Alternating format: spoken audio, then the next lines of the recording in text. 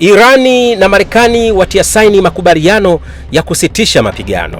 Je, nani ameshinda na nani amepoteza? Baada ya miezi ya mvutano mkali uliotikisa Mashariki ya Kati na kutikisa uchumi wa dunia, Irani na Marekani zimetia saini makubaliano yanayolenga kusitisha mapigano na kufungua njia ya mazungumzo ya amani ya kudumu. Makubaliano hayo yametaja kuwa hatua kubwa ya kidiplomasia ambayo inaweza kubadilisha mwelekeo wa siasa za eneo la Mashariki ya Kati kwa miaka ijayo.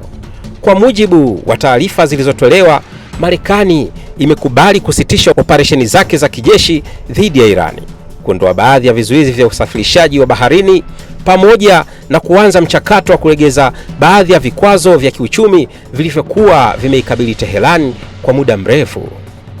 Kwa upande wake, Irani imekubali kufungua njia muhimu ya biashara ya kimataifa ya Hormuz, kuruhusu usafiri wa meli za kibiashara kuendelea kwa uhuru, pamoja na kuingia katika mazungumzo ya siku 60 yatakayolenga kupata suluhisho la kudumu la mgogoro huo.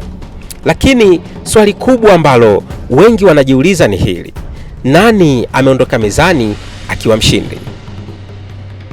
Kwa mtazamo wa wachambuzi wengi wa siasa za kimataifa, Irani imeondoka mezani ikiwa na sababu nyingi za kutabasamu.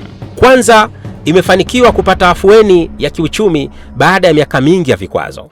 Pili, imefanikiwa kurejesha sehemu ya mali zake zilizokuwa zimezuiwa nje ya nchi kwa muda mrefu.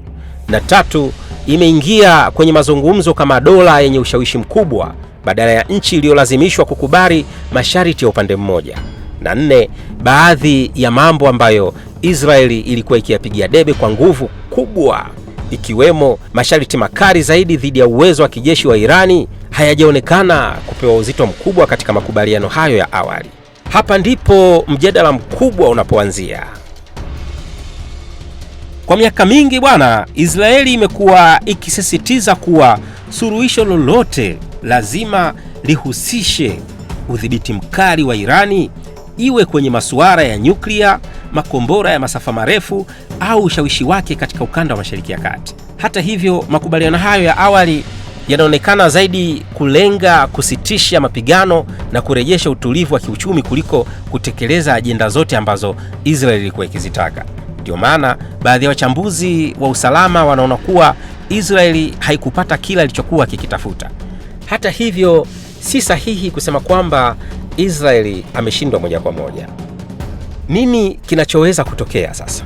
Kinachoweza kutokea sasa ni Israeli kuongeza shinikizo kubwa kwa mshirika wake mkubwa Marekani ili mazungumzo ya siku 60 yajayo yaweke masharti magumu zaidi dhidi ya Irani. Vile vile, Israeli anaweza kuendelea kuimarisha mifumo yake ya ulinzi na ushirikiano wake wa kiusalama na mataifa mengine ya eneo hilo, huku akiendelea kufuatilia kwa karibu utekelezaji wa makubaliano hayo. Wachambuzi wanasema mapambano yanaweza kuwa yamesimama, lakini mashindano ya kisiasa na kidiplomasia yanaendelea. Mapambano yanaweza kuwa yamesimama, lakini mashaka hayajasimama. Risasi zinaweza kuwa zimepungua, lakini tahadhari haijapungua.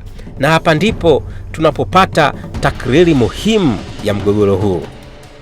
Vita vimepungua, lakini mvutano haujapungua.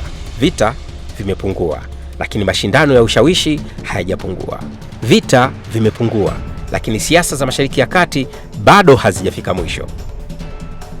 Ikumbukwe kuwa mgogoro huu ulianza kuongezeka kwa kasi baada ya mashambulizi na hatua za kijeshi zilizohusisha Irani, Israeli na washirika wao, hali iliyozua hofu kubwa duniani kuhusu usalama wa njia za mafuta kupitia mlango wa Hormuz. Kutokana na hali hiyo, bei za mafuta katika soko la dunia zilipanda kwa kasi, gharama za usafirishaji ziliongezeka, masoko ya hisa yakatikisika na mataifa mengi yakaanza kuhofia kuingia katika mdororo mwingine wa kiuchumi. Kwa kifupi, vita havikuathiri Mashariki ya Kati pekee. Viliathiri biashara, viliathiri usafirishaji, viliathiri bei za nishati, na kwa namna moja au nyingine viligusa uchumi wa dunia nzima. Sasa macho ya dunia yameelekezwa kwenye mazungumzo ya siku 60 zijazo. Je, makubaliano haya yatakuwa mwanzo wa amani ya kudumu au yatakuwa mapumziko mafupi kabla ya mvutano mwingine? Muda ndio utakaotoa majibu.